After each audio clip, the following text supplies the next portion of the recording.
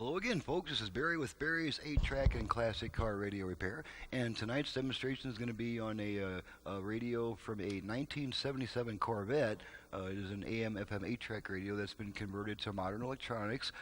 In this particular case, the customer has requested that we use his original connector, so that's how I've got it hooked up there. And there's been a new feature on the this conversion is a modern conversion, including the USB reader and the Bluetooth functions. And in the past, the Bluetooth was an external microphone that needed to be plugged in to the unit, which means we had to kind of be careful as where we mounted the Bluetooth module to make sure we had clearance to plug in the Bluetooth microphone. Well, the newer version of the Bluetooth module includes a built-in microphone that we can install. And my having been a singer for many years, running sound for bands and playing in bands, I was a little skeptical about a microphone, a little tiny microphone being mounted in the radio that's going to be at least 2 feet from the speaker's mouth. So I had a customer call me once he got his Bluetooth unit installed, and I was actually very surprised and impressed with the sound quality. There was no echo. The car's acoustical environment did not seem to factor into the intelligibility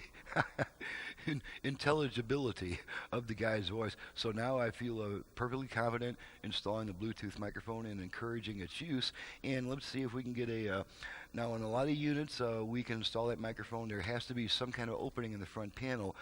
With a push button radio, naturally there are some small openings where the push buttons come out.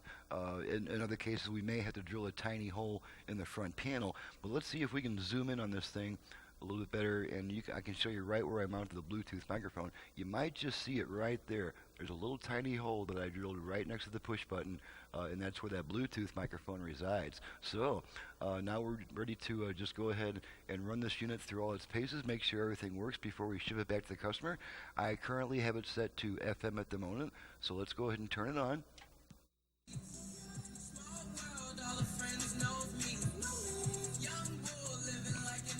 Alrighty, and one nice thing about the conversion is that the fader control, the front-rear fader, they are self-destructed by design, as I explained in another video, and so I prefer not to reuse the fader. Instead, the tone control can be used as a virtual front-rear fader and also as a virtual left-right balance control. So I'm going to go ahead and demonstrate that function right now.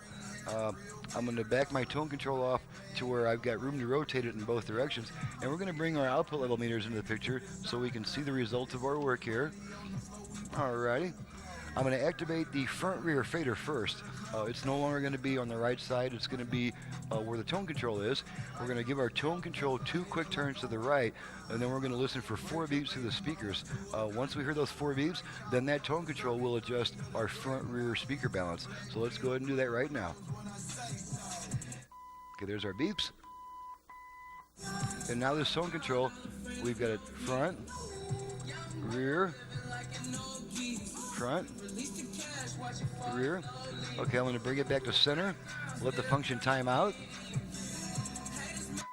Okay, there's 1 beep letting us know that the function is timed out and that setting has been saved. And now we can adjust the tone for the tone again.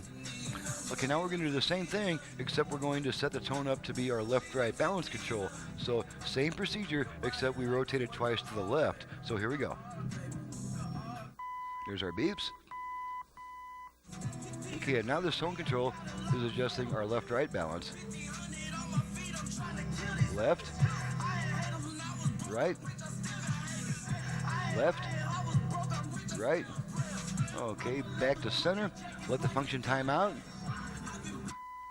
Okay, the function is timed out, and now this tone control can be returned to our optimum listening tone quality. Okay, now we're going to activate the Bluetooth function, and as is always the case, I'm just going to activate the function to make sure that it activates. I'm not going to go to all the trouble of pairing a device with it, but let's go ahead and activate our Bluetooth, and the way that we do that is we give our volume control 2 quick turns to the right. So here we go. Ready to pair. Okay, and you heard that female voice come on saying ready to pair. So this radio is now trying to pair with a Bluetooth device, and if I had a Bluetooth device right here, it would pair with it and start operating. If it does not successfully pair after, I believe it's 90 seconds, the lady will come back on whatever you're listening to, and she'll say pairing not completed. So you'll be kind of listening for that to come up sometime pretty soon. And now we're going to test the USB reader, and let's go ahead and go back to the view of just the radio.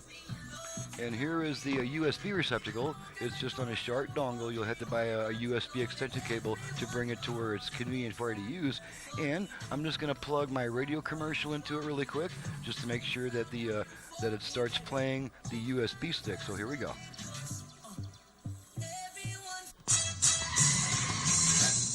Okay, and there's my radio commercial. You can see the USB stick flashing, indicating that there's data transfer going on. All right, so we're going to unplug our USB stick. The radio should come back on by itself, which it does. All righty. Flip it to AM real quick, make sure the AM still works. Okay, so that should be pretty good indication that the AM's working correctly. No, we're not talking about dirt. We're talking about... All righty, go back to FM. Okay, now we're going to try the 8-track function, which of course is my specialty. We're going to pop in some Temptations.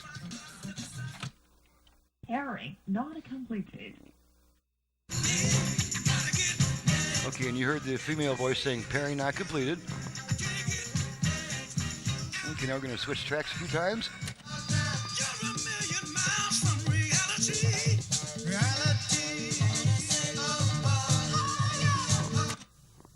Okay, we're between songs here. It's just now starting another song.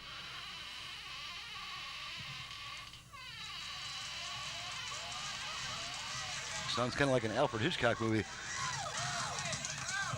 Hold it. Listen.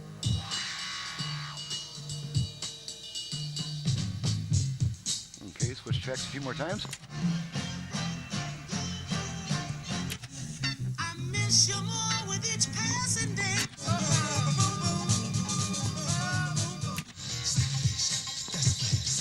Okay, we're going to pull our tape back out. The radio should come back by itself. And there's our radio back.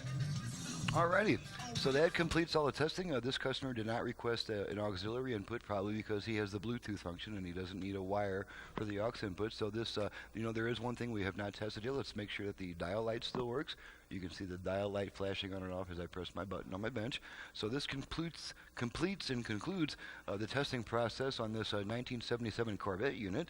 And this is Barry with Barry's 8-track and classic car radio repair. If you have an 8-track, either for home or for car, in need of servicing, you can reach me directly at 928-533-9666. Needless to say, I also offer FM conversions along with Bluetooth and USB and line input for classic car radios. And even if it's just an old AM radio, even if it was originally an old tube AM radio, it can be converted to modern electronics with all these features and also a heck of a lot more output power. So, on that happy note, this is Barry with Barry's 8-track and classic car radio repair.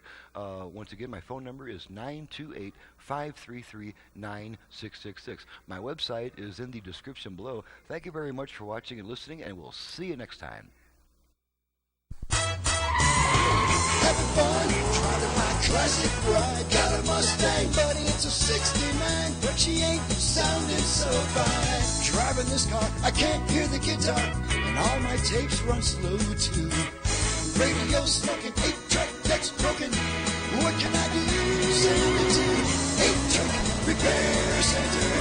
8-track repair center. 8-track repair center.com.